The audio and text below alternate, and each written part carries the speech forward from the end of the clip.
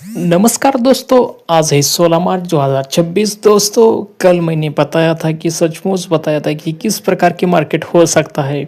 सबसे पहला सिचुएशन आपको मैं यही कहा था कि व्यूज वोलेटाइल मार्केट होगा। यूएन के लिख के भी बताया था कि एच बी मतलब व्यूज वोलेटाइल्स मार्केट। दूसरा सिचुएशन में आपको बता था कि ये माइंड करेक्शन मार्केट हो सकता है। माइंड करेक्शन मतलब इसका मतलब ये है कि देखिए, क्योंकि ऑलरेडी हमने देखा कि निफ्टी 50 को, बैंक निफ्टी को गिरते गिरते ये जो इसकी RMI इंडेक्स है जो 30 के बिलो का आ चुकी है।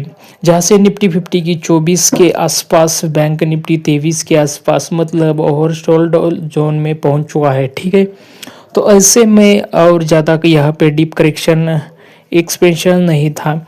अगर आप देखेंगे तो आज मार्केट उस हिसाब से हमें ओपनिंग देखने को मिला, मतलब शुरू हुआ का काइंड और फ्लैट। आप यह सकते हैं कि दोस्तों बहुत नीचे नहीं बट थोड़ा बहुत नीचे। ठीक है, मतलब लास्ट में जहाँ पे क्लोजिंग दिया था 23,151 पॉइंट पे, आज शुरू हुआ जो 23 से 16 पॉइंट पे।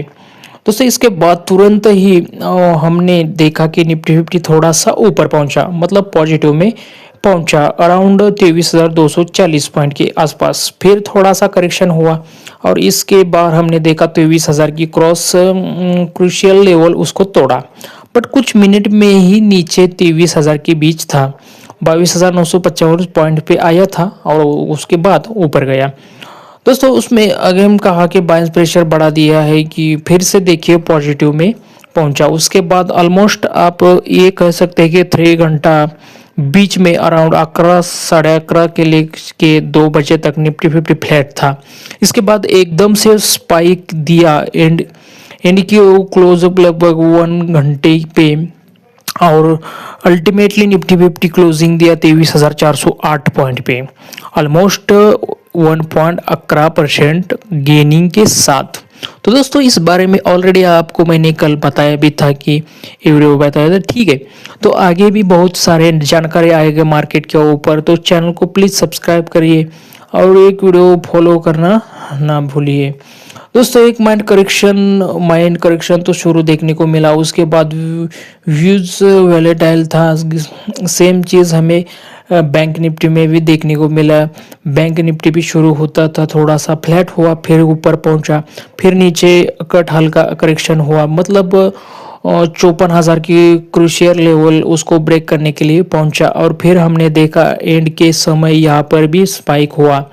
यह स्पाइक होने के पीछे भी वजह है, आगे हम उसके बारे में भी चर्चा करेंगे।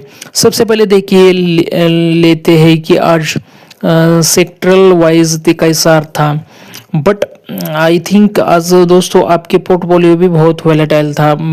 और मेरा अनुमान अगर सटीक निकला कि आज आपने पोर्टफोलियो में भी थोड़ा सा वीकनेस के साथ ही क्लोजिंग दिया।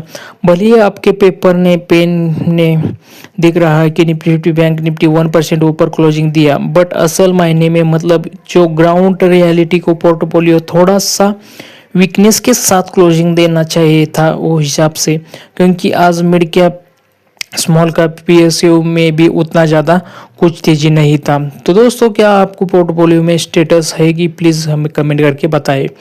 तो ऐसे NSE सेक्टर थोड़ा भी वीक था।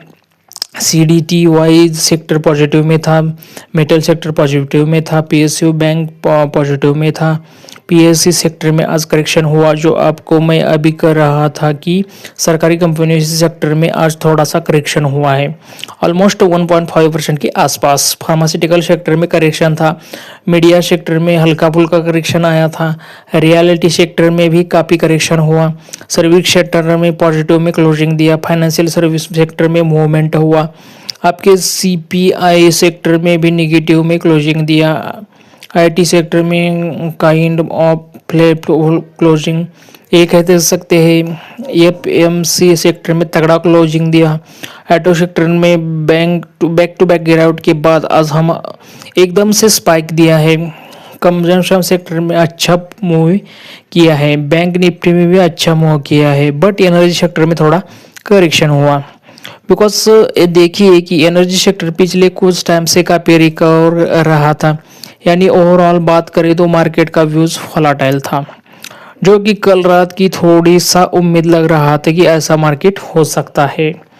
तो दोस्तों ये आज का था एनालिसिस, और कल भी मार्केट मतलब मुझे लगता है कि थोड़ा गैप अप ओपन हो सकता है, पर मैं डेफिनेटली नहीं कह सकता। तो दोस्तों ये था आज के लिए वीडियो अच्छा लगा हो तो वीडियो को लाइक कीजिए, कमेंट कीजिए और